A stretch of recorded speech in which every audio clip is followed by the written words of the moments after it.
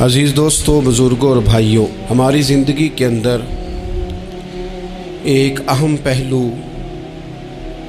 جس سے ہم بڑی تکلیف کا شکار ہو جاتے ہیں اور بعض اوقات اذیت ناک حد تک وہ بات چلی جاتی ہے، وہ ہوتا ہے لوگوں کا باتیں کرنا۔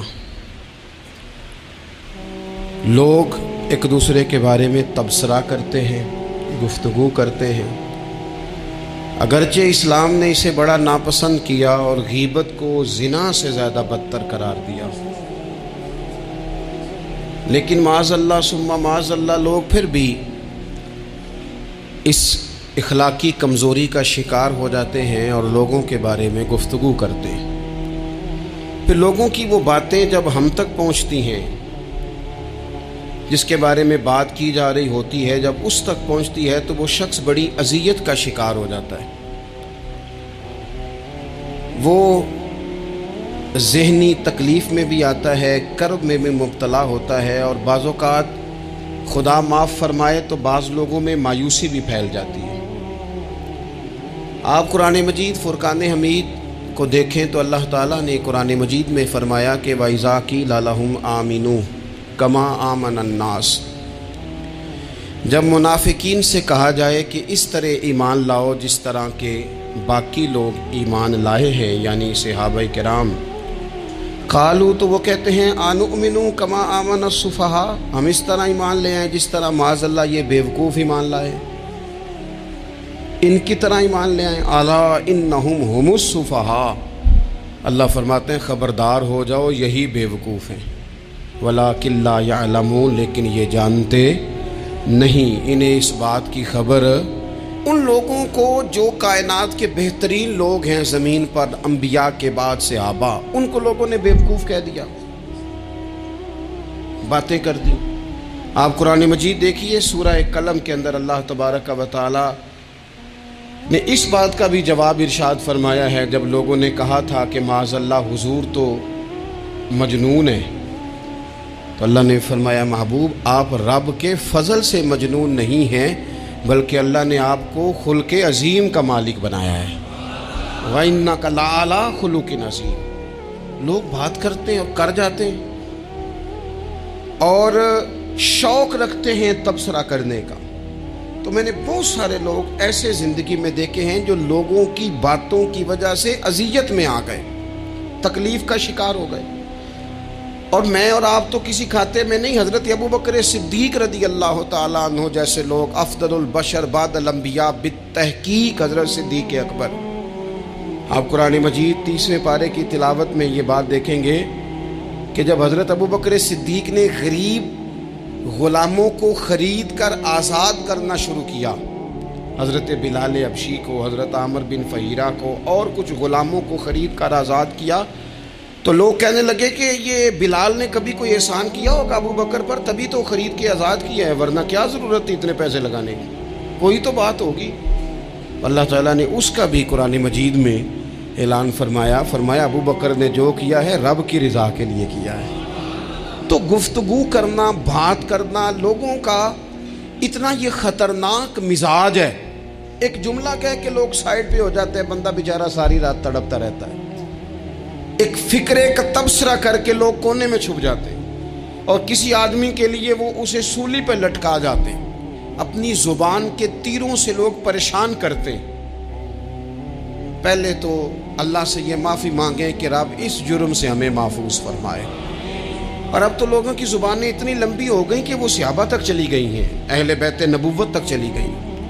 تبصروں کے شوق میں لوگوں نے یہ دیکھا ہی نہیں کہ میری حیثیت کیا ہے اور میں بات کس کی کر رہا ہوں، میری اوقات کیا ہے اور میں تبصرہ کس پہ کر رہا ہوں۔ بے باک ہونا اور بات ہے اور بدتمیز ہونا، ان دونوں میں فرق ہوتا ہے۔ تو میرے عزیز، ایک تو اس سے پرے یہ تو کریں گے، اب ہوتا کیا ہے ہم اس کا نفسیاتی اثر لیتے ہیں، ہم اس کا اثر لیتے ہیں۔ میں اکثر کہتا ہوں سارے لوگ ہی کانوں کے کچے ہوتے ہیں، کچھ تھوڑے زیادہ ہوتے ہیں، کچھ تھوڑے کم ہوتے ہیں، اور بعض لوگ کہتے ہیں اتنے لوگ فلانے بندے کی بات مانتے ہیں، تو میں نے کہا دنیا میں تو آج بھی کافر زیادہ ہیں، کافر زیادہ ہیں، شیطان کے پیروکار آج بھی، تو زیادہ ہونا کوئی حق کی دلیل ہے ہمیشہ؟ یہ کیا بات ہوئی کہ فلانے کی اتنے لوگ بات مانتے ہیں؟ یہاں تو میں نے یہ دیکھا ہے اس معاشرے میں کہ جھوٹے سے جھوٹا آدمی اس کے بھی فالوور ہوتے ہیں، دغے باز سے دغے باز بندہ اس کے بھی، گویوں کے فالوور، اداکاروں کے فالوور، فلانے کے فالوور۔ اس کا یہ تو بھئی انسان کا مزاج ہے، ہر بندہ کانوں کا کچا ہے، کوئی تھوڑا زیادہ کچا ہے، کوئی تھوڑا کم کچا ہے، تو باتیں تو ہوگی، لوگ منہ میں زبان رکھتے ہیں تو گفتگو تو کریں گے۔ اب یہ اثر لینے والے پہ ہے کہ وہ اس کا اثر کس طرح کا لیتا ہے۔ ہمارے ہاں بڑے بڑے سمجھدار لوگ نفسیاتی ہو جاتے ہیں، بڑی بڑی سمجھدار خواتین نفسیاتی ہو جاتی ہیں، میری ساس باتیں کرتی ہے، میری نند باتیں کرتی ہے، مجھے فلانا باتیں کرتا ہے، مجھے فلانا۔ بھائی باتیں، جس کے منہ میں زبان ہے اس نے بات تو کرنی ہے۔ اب آپ نے کیوں یہ دعویٰ کر لیا ہے کہ آپ اتنے اونچے چلے جائیں کہ آپ کو بات ہی کوئی نہ کرے؟ کیا حرج ہے اس میں؟ اگر کوئی آپ کو بات کر دے تو کیا ہیں ہم؟ کسی نے کر لی تو پھر کیا ہوا؟ اس کا اتنا اثر قبول کرنا کہ ساری رات سونا ہی نہ، پریشان ہو جانا۔ اور بعض لوگ ایسے ہیں جنہیں اتنی باتیں نہیں ہوتی جتنی انہیں ٹینشن ہوتی ہے، یعنی وہ دو بندے کونے میں کھڑے ہیں تو میری ہی بات کر رہے ہیں، اور بھائی تو اتنا اہم نہیں ہے، انہیں کوئی اور کام بھی ہو سکتا ہے، تیری بات ہی انہوں نے کرنی۔ بلا وجہ لوگ سمجھتے ہیں کہ میں بڑا اہم آدمی ہوں، وہاں بھی مجھ پہ تبصرہ ہو رہا ہے، یہاں بھی ہو رہا ہے۔ اس پہلو سے باہر آئیں، اس کمپلیکس سے نکل آئیں۔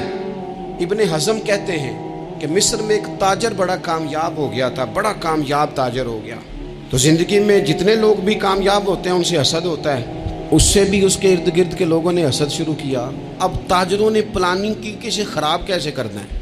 وہ ایک دن اپنے گھر سے نکلا، سفید کرتا سفید پگڑی باندھ کے باہر۔ اب 5-6 لوگوں نے پہلے سے منصوبہ بندی کی ہوئی تھی۔ ایک صاحب اسے ملے، کہنے لگے ماشاءاللہ آج تو سفید کرتے پر سبز امامہ، سبز پگڑی بڑی ہی اچھی لگ رہی ہے۔ تو وہ ہنس کے کہنے لگا لگتا ہے آپ سو کے اٹھ کے آئے ہیں، پگڑی تو میری سفید ہے۔ اس نے کہا چلو پگڑی تو سبز ہی ہے، باقی آپ نہیں مانتے تو آپ کی مرضی۔ وہ آگے بڑھا، تو اب چونکہ پلاننگ تھی تو ایک شخص اور ملا، اس نے کہا کیا بات ہے، سفید کرتے پر آپ کا پیلے رنگ کا امامہ کیا جچتا ہے۔ اس نے کہا یار کو خدا کا خوف کر، ہنس کے کہا کیا ہو گیا، تیری اینک کا نمبر تو نہیں تبدیل ہونے والا ہوا؟ اور بھائی میں نے تو سفید کرتا اور سفید ہی امامہ باندھا ہے۔ اب 2-3 لوگوں کی دفعہ تو وہ مسکرایا، لیکن وہ ڈھیر سارے لوگوں نے منصوبہ بندی کی تھی۔ وہ جب چوتھے کے پاس گیا تو اس نے بھی کہا کہ کیا بات ہے سفید کرتے پر پیلے رنگ کے امامے کی۔ اس نے کہا پیلا کہاں ہے؟ اب وہ غصے ہونے لگا۔ اب وہ چھٹے کے پاس گیا تو اس نے کہا جناب کیا بات ہے سفید کرتا اور کالا امامہ۔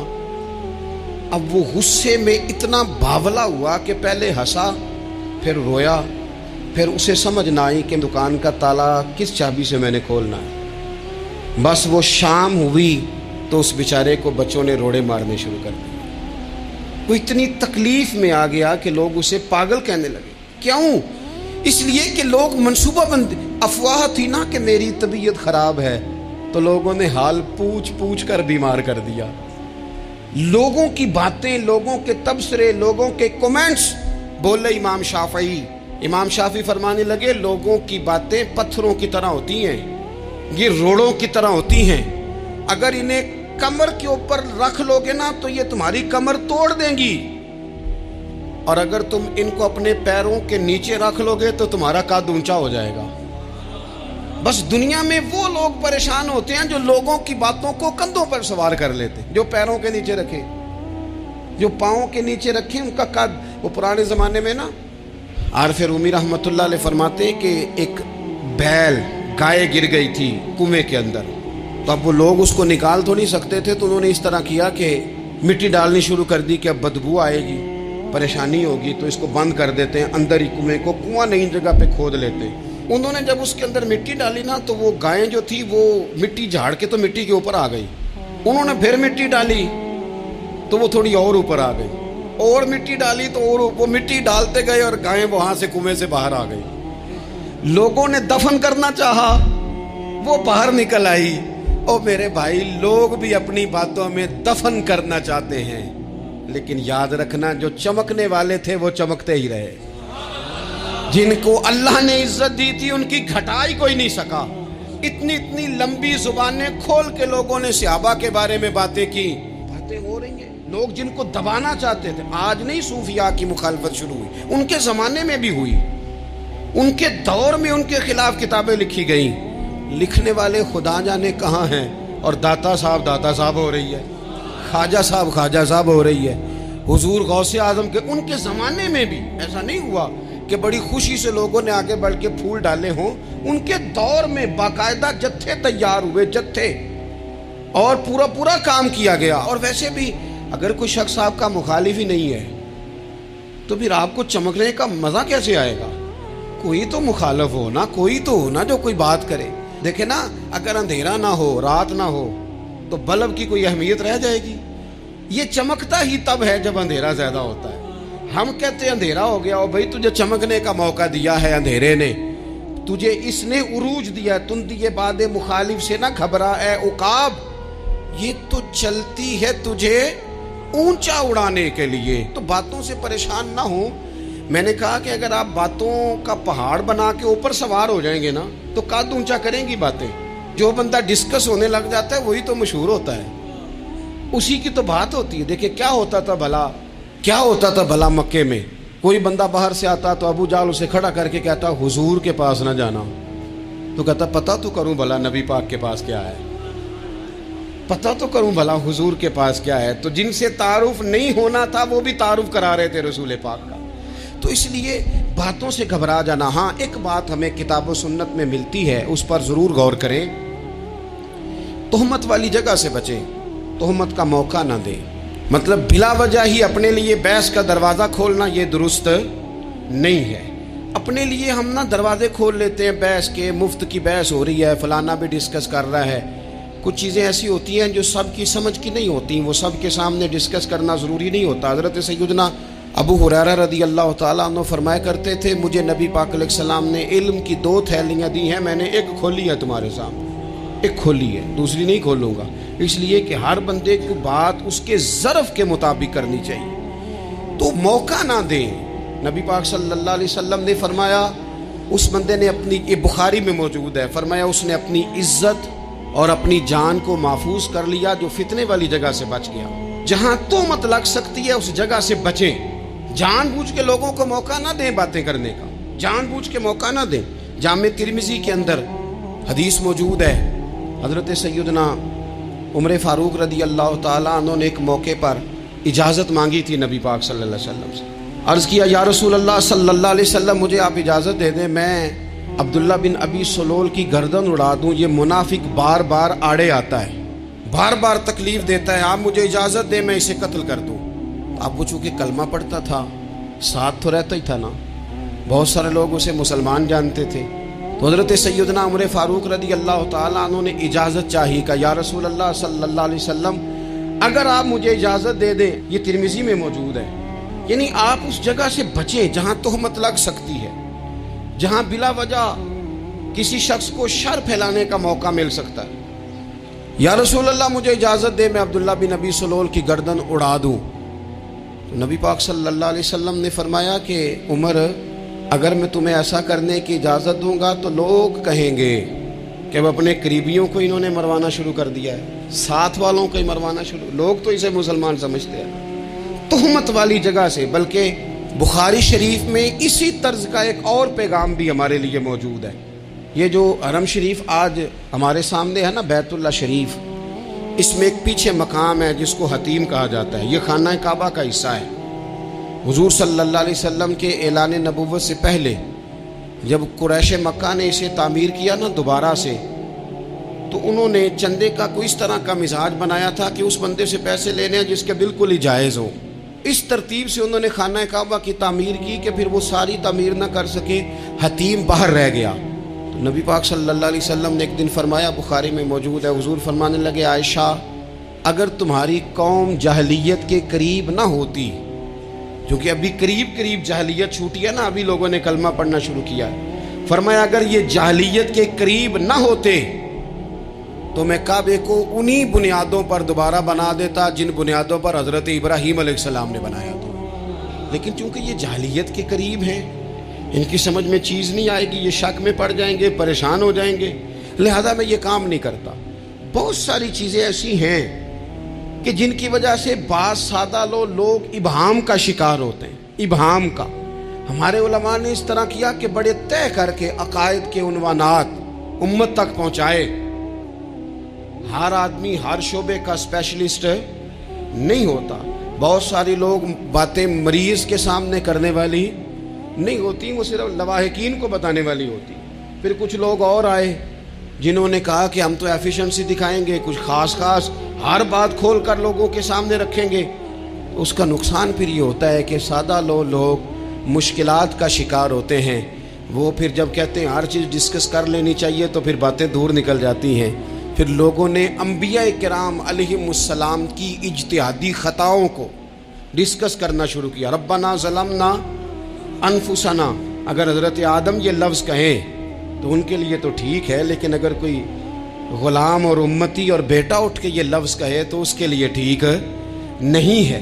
تو میرے عزیز ایسے کام نہ کریں جس کی وجہ سے بلا وجہ بحث کا۔ ہمارے یہاں کچھ لوگوں کو شوق ہے خبروں میں رہنے کا، وہ ایسی باتیں چھیڑتے ہیں جن سے نہ وہ خبروں میں رہ سکیں۔ میں نے دیکھا ہے وہ کہتے ہیں جی میں نے کوئی انوکھی بات کرنی ہے۔ بھئی انوکھی بات کرنے سے بندہ مشہور تو ہو جاتا ہے۔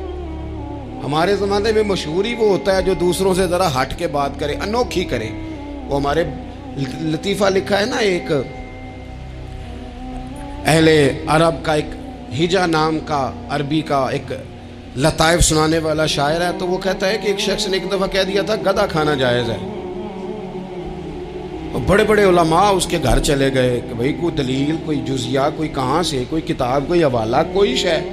اس نے کہا روز آؤ گے ایک ایک بندے کو بتاؤں گا، کٹھا ہی سٹیج لگاؤ، ایک ہی دفعہ حوالے دیتا ہوں، روز نہیں دیے جاتے۔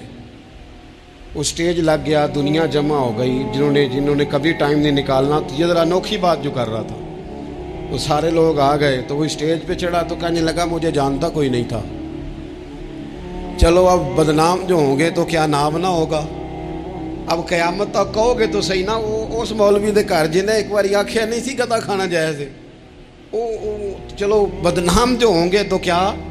تو بہت سارے ایسے لوگ ہیں جو ہیں بدنام، پر چلو نام تو ہو گیا نا، بدنامی صحیح، شرارت صحیح، شیطانیت صحیح، لیکن نام تو ہو گیا۔ تو اس لیے کوئی ایسا انوکھا کام جس سے لوگوں کی، میں آپ سے بڑی گزارش عرض کروں، اعلیٰ حضرت بریلوی رحمۃ اللہ علیہ نا، لالٹین کے اندر مٹی کا تیل جلایا جاتا ہے ہمارے ہاں، تو مٹی کا تیل ظاہر ہے اس سے بدبو آتی ہے، تو مسجد میں وہ جلانا جائز نہیں تھا۔ تو ایک صاحب ارنڈی کا تیل لائے، وہ خوشبو والا ہوتا ہے، وہ لا کے انہوں نے نا اعلیٰ حضرت بریلوی رحمۃ اللہ علیہ کو لالٹین میں ڈال کے دیا اور کہا کہ یہ مسجد میں اس کو جلاتے ہیں چونکہ اس کے اندر سے خوشبو آتی ہے، بدبو نہیں آتی۔ تو وہ جو شرعی عذر ہے نا، حضور نے فرمایا کہ جمعے والے دن غسل کر کے آؤ تاکہ کسی کے پسینے سے ایک دوسرے کو تکلیف نہ ہو۔ کچا لہسن پیاز کھا کے مسجد آنا اس لیے منع کر دیا گیا کہ منہ کی بدبو سے تکلیف ہو، تو مسجد میں کوئی ایسی چیز جو بدبو کا باعث بنے منع ہے۔ اب انہوں نے وہ تیل لا کے لالٹین میں ڈالا جس سے خوشبو آتی تھی اور لالٹین بھی روشن ہوتی تھی۔ تو اعلیٰ حضرت فاضل بریلوی رحمۃ اللہ علیہ اپنے اس خادم سے فرمانے لگے کہ اب لوگ تو آئیں گے نا، تو ہمارے علاقے میں تو ساری دنیا مٹی کے تیل سے ہی چلاتی ہے، تو اب آپ نے ایک خوشبو والا تیل لا کے ڈال تو دیا ہے اس کے اندر لالٹین میں، پر یہ لوگوں کو بتائے گا کون کہ یہ تیل وہ نہیں ہے؟ لوگ تو یہاں سے دیکھ کے جائیں گے اور جا کے کہیں گے کہ اتنے بڑے عالم کی مسجد میں اگر جل رہا ہے تو ہم کیوں نہ جلائیں۔ تو فرمانے لگے وہ شخص کے حضور پھر حال کیا ہے؟ فرمانے لگے آپ فرضوں کا سلام پھیر کے دعا سے پہلے لالٹین کے پاس کھڑے ہو جائیں اور جو بندہ گزرے اسے بتاتے جائیں کہ یہ مٹی کا تیل نہیں، یہ مٹی کا تیل نہیں، یہ مٹی کا تیل۔ ہر شخص کے ذہن تک بات اتر جائے تاکہ لوگ کسی ایسی چیز کا شکار نہ ہو جائیں جس سے کہ ان کے مزاج میں کوئی غیر شرعی چیز عروج پکڑ لے۔ تو میرے عزیز ہم نہ کچھ بدگمانیاں لوگوں کے اندر لوگ ڈالتے ہیں۔ ہمارے ہاں بالخصوص پاکستان میں جب سے سیاسی فرقہ واریت شروع ہوئی ہے، سیاسی، ہماری قوم کا مزاج اتنی بری طرح خراب کیا گیا ہے۔ ہمارے نوجوان بچے جو بڑے سنجیدہ پڑھے لکھے، ان کی گفتگو اپنے سیاسی مخالف کے بارے میں اتنی لوز کر دی گئی ہے، اتنی کمزور کر دی گئی، اتنی خوفناک کر دی گئی ہے کہ اس طرح تو کبھی نہیں ہوا تھا۔ یہ مزاج جو لوگوں کو دیا جا رہا ہے، قومیں اپنے اخلاق کے طور پر زندہ رہتی ہیں۔ بد اخلاقیاں کبھی بھی انسانوں کو اونچا کر سکتی، پیچھے رہ جاتے ہیں لوگ۔ تہذیب کسی سوسائٹی کا حسن ہوتا ہے اور اگر ایک سیاسی مخالف کے لیے آپ کا یہ والا مزاج بن جائے، اپنے سیاسی قد کو اونچا کرنے کے لیے آپ ان چیزوں کا سہارا لیں، یہ درست نہیں ہے۔ اخلاقی رویے میں کہوں گا کسی بھی سیاسی جماعت سے وابستگی ہے وہ 100% رکھے جو اس کی سمجھ میں آتی ہے، لیکن اپنے اخلاقی مزاج کو کبھی کمزور نہ ہونے دیں، اخلاقی رویہ کبھی کمزور نہ ہونے دیں۔ یہ کیسے ہو سکتا ہے؟ دیکھیں، ابو جہل، ابو لہب، عتبہ، عتیبہ، شیبہ، وہ وہی باتیں کر سکتے تھے جو ان کے مزاج کی تھیں، جو آج تک لوگ کسی بھی دیندار کے بارے میں کرتے، تو انہوں نے وہی باتیں آ کے کی تھی جناب ابو طالب کے ساتھ۔ انہوں نے کہا تھا کہ اگر معاذ اللہ ان کو دولت چاہیے تو ہم دیتے ہیں۔ بڑے سے بڑے مخلص آدمی پر آج لوگ دعویٰ نہیں کرتے کہ دولت کے لیے لگا ہوا ہے، انہوں نے کہا دولت چاہیے تو دیتے ہیں، اگر کسی خاتون سے نکاح کرنا چاہتے ہیں تو کرا دیتے ہیں، سرداری چاہیے تو دے دیتے ہیں۔ اب یہ سوچ ہی اتنی ہے، اس سے آگے جاتی نہیں۔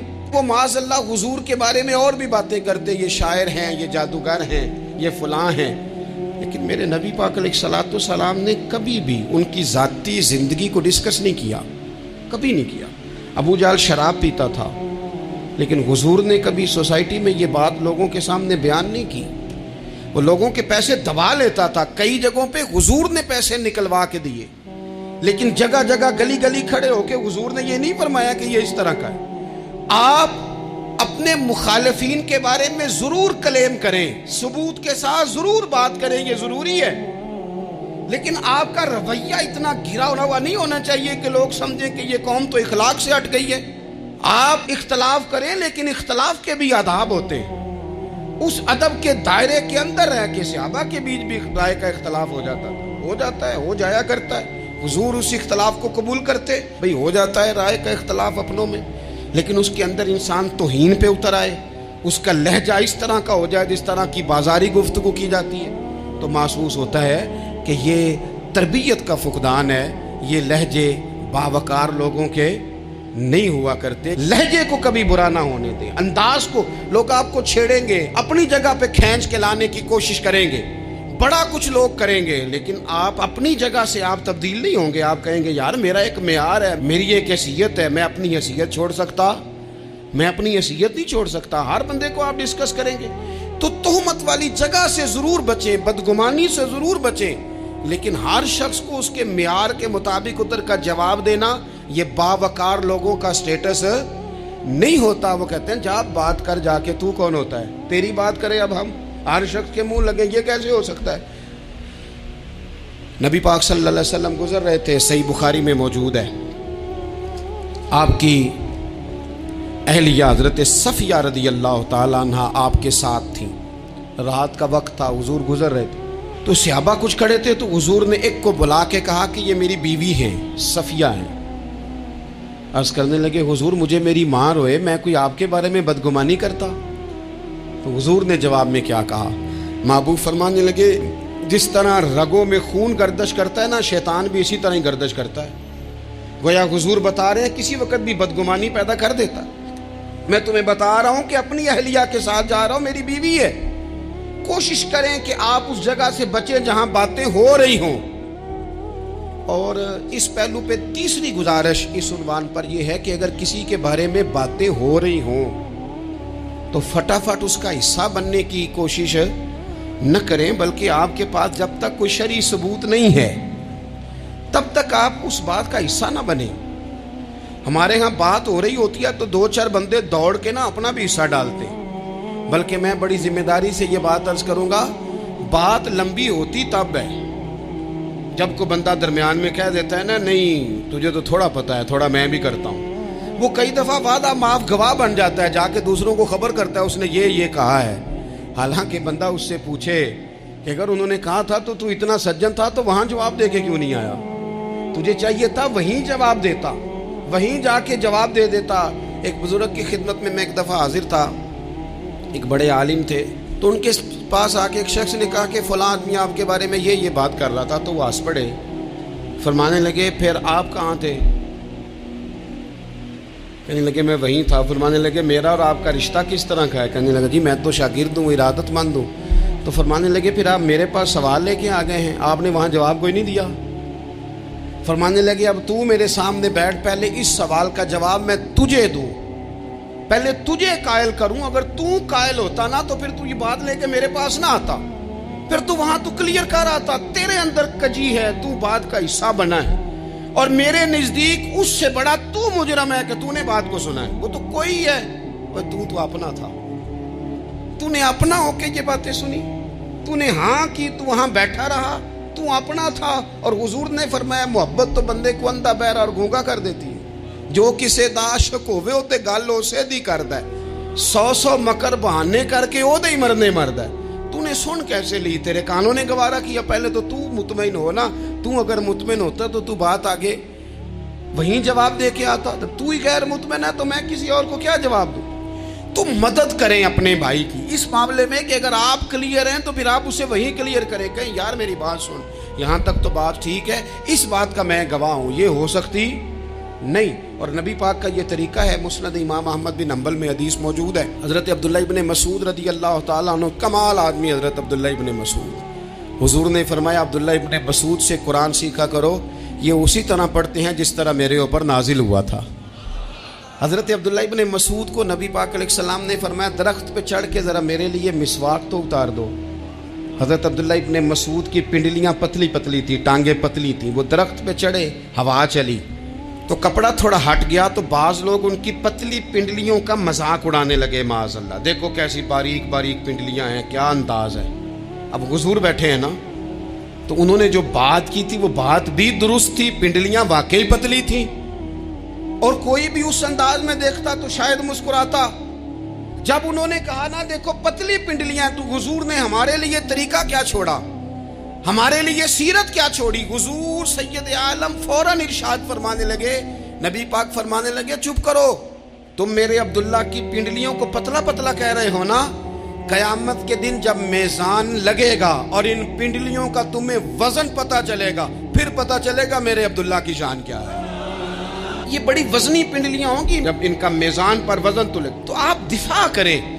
نبی پاک صلی اللہ علیہ وسلم نے فرمایا اگر کسی جگہ تیرے بھائی کی عزت پر حملہ ہو رہا تھا اور تو بچانے پر قادر تھا اور تو نے اس کی عزت سے اس شر کو روک دیا، کہا نہیں یار ایسی بات نہیں ہے، تم غلط کہہ رہے ہو، فرمایا اگر تم کسی کی عزت کا دفاع کرو گے تو فرمایا جہاں تمہاری عزت خراب کی جا رہی ہوگی رب وہاں تمہاری عزت کا دفاع فرمائے گا، اللہ تمہاری عزت کا محافظ بن جائے گا۔ لیکن ہم کیا کرتے ہیں، ہم لوگ باتیں کر رہے ہوتے ہیں تو ہم ان باتوں میں ایک بات اور شامل کرتے ہیں، ہم ان باتوں میں ایک بات اور شامل کر لیتے ہیں اور انداز اختیار کر لیتے ہیں، اور جو آپ کے حق میں ہے اس نے مخالف نہیں ہونا، اور جو مخالف ہے اس نے کبھی حق میں چھوڑیں۔ آپ کس کو قائل کر رہے ہیں؟ جس کی سمجھ میں آتی ہے وہ قبول کرے، نہیں آتی تو دروازہ کھلا ہے، کہیں اور تشریف لے جائے۔ ہمارا یہ مزاج بن گیا کہ بلا وجہ کی وضاحتیں بھی بندے کو کمزور کرتی ہیں، بلا وجہ ہم کمزور پڑ جاتے ہیں، تھوڑے بے نیاز ہو جائیں، چھوڑیں کچھ بے نیاز بنے، طبیعت کوئی بے نیاز، ہم نہ بے نیاز نہیں ہوتے، ہر بات کو سوچتے ہیں، ہر بات کی وہ جی وہ فلانے نے پتہ کیا کہا ہے، تو بڑی معذرت سے بالخصوص خواتین کا مسئلہ ہوتا ہے، وہ کہتے ہیں پوری دسو، نہیں دسو نے آخیا کی بھئی آپ نے کیا کرنا ہے، اس کے لیے پھانسی کا حکم لگانا ہے، آپ چھوڑ دے، بات ہو گئی ختم ہو گئی۔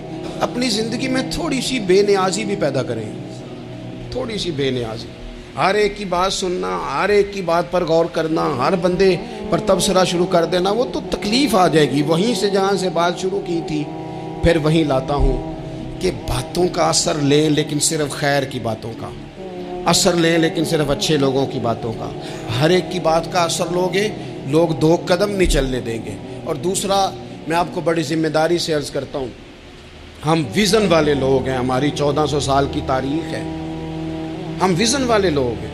یہ نہیں ہے کہ ادھر ایک بندہ آیا تو تھوڑی سی ہم اس کے پیچھے چلے جائیں گے، پھر کل ایک اور آئے گا تو تھوڑا سا اس کے پیچھے چلے جائیں گے۔ یہ تو وہ لوگ ہوتے ہیں جن کی پیچھے بنیاد نہیں ہوتی، اور جن کی پوری بنیادیں ہونا وقت زیادہ ہو گیا، ورنہ میں آپ کو اپنی سند پڑھ کے بتاتا کہ ہماری سند امام بخاری تک کیسے جاتی ہے اور امام بخاری کی رسول پاک تک کیسے جاتی ہے۔ یہ تو ایک تسلسل ہے، تو اس لیے بڑی جلدی آزمائش کا شکار نہ ہوا کریں۔ باتیں کس لیے ہیں؟ جو بندہ ویلا ہے اس نے بھی 4 باتیں، تو ہر بات کا اثر نہ لیں۔ بالخصوص جوانوں سے کہتا ہوں، ٹارگٹ اچیو کرنے کے لیے سب سے پہلے تو مقاصد کا تعین کرے، جانا کدھر، اور پھر اس پہ لگ پڑے۔ باتیں ہوتی رہیں گی، لیکن باتوں کو پشت پہ سوار نہیں کرنا، باتوں کو پاؤں کے نیچے رکھنا ہے، قد اونچا ہو جائے گا، قد اونچا ہو جائے گا۔ پشت پہ سوار کرو گے تو گردن ٹیڑھی کر دیں گے، آپ بس بڑھتے جائیں۔ گھوڑا جب دوڑتا ہے نا، دوڑتا ہے تو اس کے پیروں کو جھاڑیاں لگتی ہیں، لیکن اگر دوڑتا رہے تو کوئی جھاڑی کہیں رہ جاتی ہے، کوئی کہیں رہ جاتی ہے۔ باقی مخلوق کرتی ہے باتیں، وہ کرتی رہے گی، آپ آگے بڑھیں، سفر کرتے رہیں۔ سفر بہت سارے باتیں کرنے والے وہیں رہ جاتے ہیں اور کام کرنے والے کہیں کے کہیں پہنچ جاتے ہیں۔ باتیں کرنے والوں میں سے نہ ہوں، کام کرنے والوں میں سے ہوں۔ اللہ توفیق عطا فرمائے۔ آخر